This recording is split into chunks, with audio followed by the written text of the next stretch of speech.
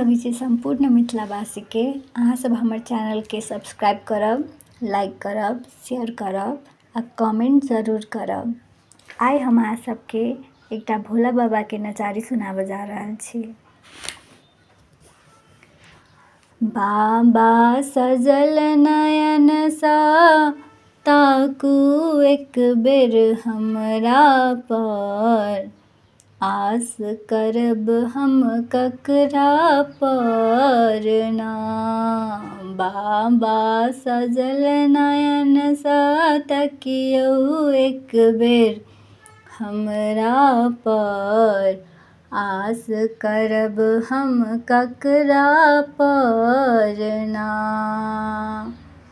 तन के मंदिर एक बनेलहुँ, ओहिमे अहीं के बैसेलहुँ। बाबा तन के मंदिर एक बनेलहुँ, ओहिमे अहीं के बैसेलहुँ। ममता गही बैसल अछि तन मंदिर के खपरा पर, आस करब हम ककरा पर ना।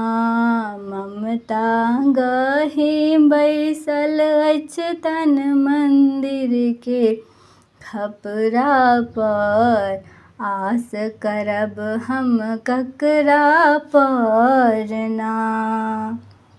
बाबा सजल नयन सा तकियौ एक बेर हमरा पर, आस करब हम ककरा पर ना।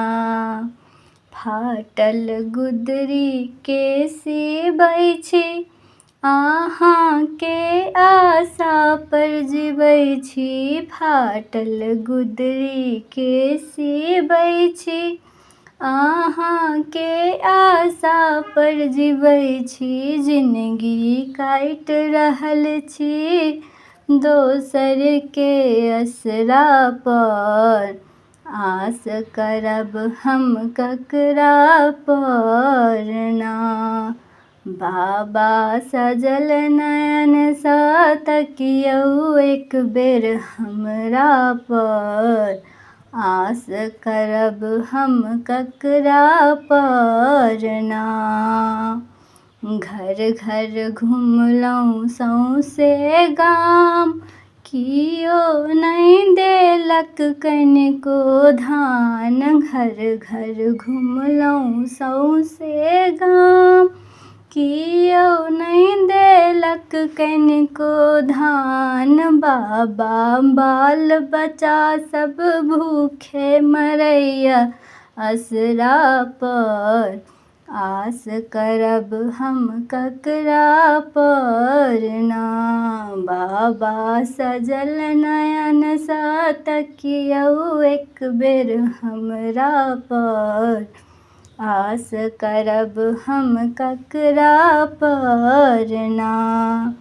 छोड़लहुँ भैयारी के साथ, केलहुँ अहीं पर विश्वास। छोड़लहुँ भैयारी के साथ, केलहुँ अहीं पर विश्वास। बाबा हमरा छोड़ि कऽ अहूँ ढरल छी अनका पर, आस करब हम ककरा पर ना। बाबा हमरा छोड़ि कऽ अहूँ ढरल छी अनका पर, आस करब हम ककरा पर ना। बाबा सजल नयन सा तकियौ एक बेर हमरा पर, आस करब हम ककरा पर ना। बाबा सजल नयन सा तकियौ एक बेर हमरा पर, आस करब हम ककरा पर ना। धन्यवाद सब गोटे के।